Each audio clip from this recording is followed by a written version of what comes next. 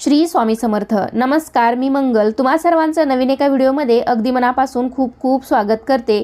तर आजच्या व्हिडिओमध्ये मी तुम्हाला 28 जुलै 2025 रोजी पहिला श्रावण सोमवार आणि भावाचा उपवास म्हणजेच नाग चतुर्थीचा उपवास एकाच दिवशी आल्यामुळे बऱ्याच जणांना असा प्रश्न पडला आहे की या दिवशी उपवास कसा करावा, कधी सोडावा. कारण सोमवारचा उपवास आपण त्याच दिवशी सोडतो आणि भावाचा उपवास हा दुसऱ्या दिवशी सोडला जातो.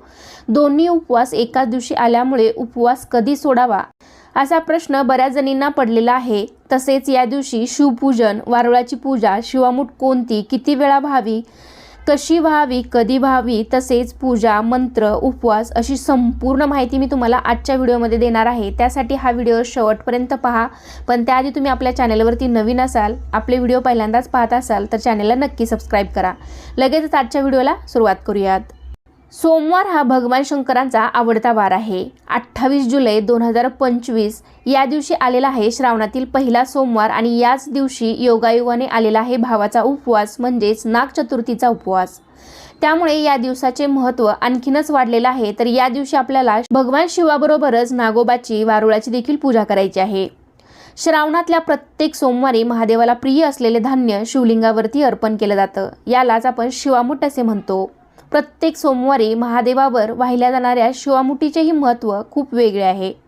त्यामुळे तुम्हाला जर मंदिरात जाऊन शिवमूठ अर्पण करणं शक्य असेल तर तुम्ही नक्कीच मंदिरामध्ये जाऊन शिवमूठ अर्पण करा. आणि नसेल जमत तर मात्र आपल्या घरामध्ये जे शिवलिंग आहे त्याची सुद्धा तुम्ही विधिवत पूजा करून त्यावरती सुद्धा तुम्ही शिवमूठ अर्पण करू शकता. काही स्त्रिया लग्न झाल्यावर पहिली 5 वर्ष शिवमुठीचे व्रत करतात किंवा काही जण श्रावणातील प्रत्येक सोमवारी सुद्धा महादेवावरती, शिवलिंगावरती प्रत्येक वर्षी शिवामूठ वाहू शकतात. श्रावण महिन्यात येणाऱ्या 5 सोमवारी 5 प्रकारचं धान्य शिवाला अर्पण केलं जातं. पण शिवामूठ अर्पण करण्यापूर्वी आपल्याला मंदिरामध्ये जाऊन आधी विधिवत अशी महादेवाची पूजा करायची आहे. शिवपूजन करायचं आहे म्हणजेच अभिषेक किंवा महादेवांना प्रिय असणाऱ्या वस्तू त्यांना अर्पण करायच्या आहेत. जसं की दुधाचा अभिषेक असेल, पांढरी फुले, बेलाची पानं, धोत्र्याचं फळ, धोत्र्याचं फूल असं सर्व आपण शिवलिंगावरती मनोभावे अर्पण करायचं आहे. मनोभावे शिवाची पूजा करायची आहे आणि मग त्यानंतर शिवामूठ शिवलिंगावरती अर्पण करायचे आहे.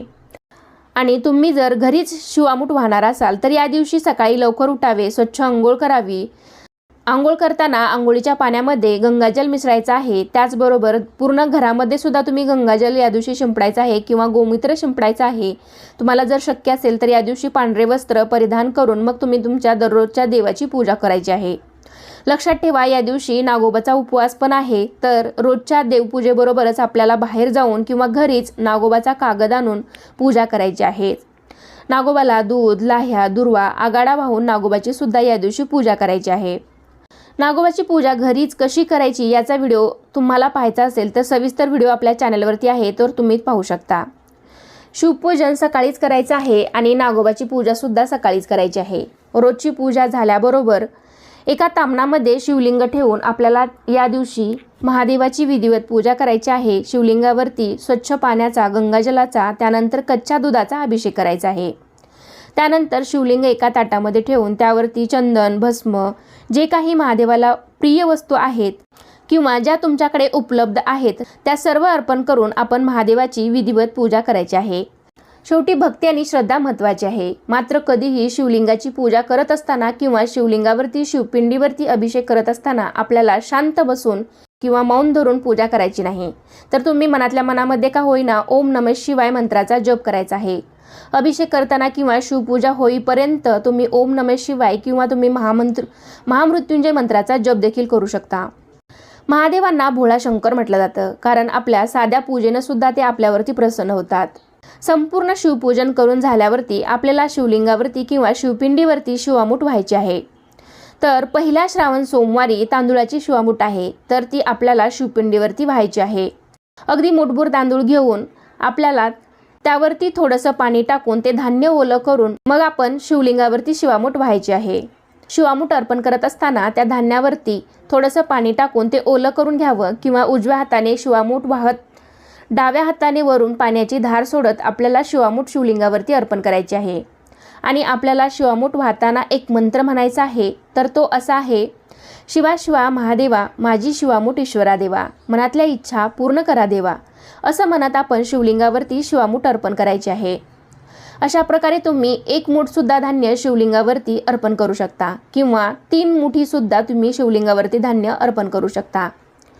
तसेच अनेक कुटुंबामध्ये श्रावणी सोमवारचं व्रत केलं जातं, त्यामुळे अनेक स्त्रिया किंवा पुरुष श्रावणी सोमवारचा उपवास करत असतील।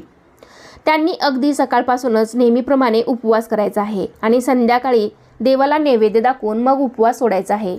पण लक्षात ठेवा, या दिवशी भावाचा उपवास म्हणजेच नागचतुर्थीचा उपवास आलेला आहे आणि अनेक स्त्रिया हा उपवास करत असतील, तर त्यांनी मात्र संध्याकाळी उपवास सोडायचा नाही, कारण भावाचा उपवास सुद्धा सोमवारी सकाळपासूनच आपल्याला धरायचा आहे आणि दुसऱ्या दिवशी सकाळी नागोबाची पूजा करून सोडायचा आहे।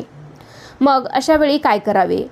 तर शास्त्रानुसार श्रावण सोमवार आणि भावाचा उपवास एका दिवशीच आल्यामुळे जर तुम्ही दोन्ही उपवास धरले असतील तर श्रावणी सोमवारी सूर्यास्तानंतर भाताचा वास घेऊन म्हणजेच अवग्रहण केल्यामुळे सोमवारचा उपवास सुटेल। परंतु ही पद्धत योग्य नाही, कारण ही पद्धत अवलंबली तर भावाचा उपवासही सुटू शकतो। त्यामुळे अशा परिस्थितीत नेमके काय करावे, तर याची योजना शास्त्रामध्ये केलेली आहे। एका उपवासात जर दुसरं पारणं करायचं असेल तर पाण्याने पारणं करावं असं शास्त्रात सांगितलं जातं, कारण एका वेदमंत्रात याबाबतचा संदर्भ येतो।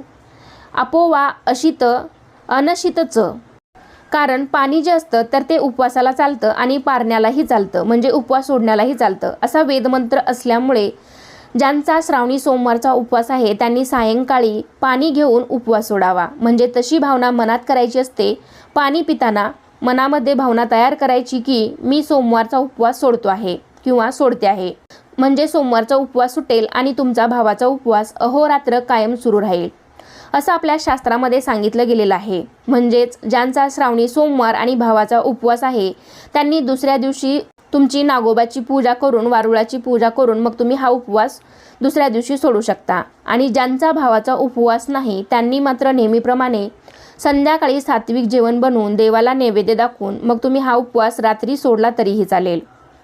अनेक ठिकाणी महादेवाच्या उपवासाला भगर खात नाहीत किंवा तिखट मीठ सुद्धा खात नाहीत। तर आता श्रावण सोमवार, पहिला श्रावण सोमवार आणि भावाचा उपवास हा एकत्र आलेला आहे, तर आपण श्रावण सोमवार हा संध्याकाळी सोडतो, तर भावाचा उपवास आपण हा दुसऱ्या दिवशी वारुळाची पूजा करून, नागोबाची पूजा करून दुसऱ्या दिवशी सोडतो। तर अशा वेळेस आपण दिवसभर आपल्याला हा उपवास तर सहन होणार नाही, तर अशा वेळेस तुम्ही साबुदाणा खिचडी जी आहे तर ती ज्यांना अगदी सहनच होत नाही तर त्यांनी तुम्ही 1 टाईम साबुदाणा खिचडी आहे तर ती खाऊ शकता। रात्री मग तुम्ही दूध, फळे, खजूर किंवा साबुदाण्याची गोड खिचडी जरी करून खाल्ली तरीही चालेल। तर अशा पद्धतीने तुम्ही दोन्ही उपवास हे करायचे आहेत आणि सोडायचे आहेत। तर अशा पद्धतीने मी आजच्या व्हिडिओमध्ये तुम्हाला उपवास म्हणजे भावाचा उपवास आणि पहिल्या श्रावणी सोमवारचा उपवास कसा करायचा, शिवामूठ कशी व्हायची, शिवामूठ कोणती व्हायची, मंत्र कोणता म्हणायचा, शिवपूजन याबद्दल बरीच माहिती देण्याचा प्रयत्न केलेला आहे। तर कसा वाटला तुम्हाला आजचा व्हिडिओ नक्कीच मला कमेंटद्वारे सांगा। व्हिडिओ आवडला असेल तर व्हिडिओला लाईक करा, तुमच्या फ्रेंड फॅमिलीमध्ये शेअर करायला विसरू नका। चला तर पुन्हा भेटूया अशाच एका छानशा आणि माहितीपूर्ण व्हिडिओमध्ये। तोपर्यंत सर्वांना श्री स्वामी समर्थ।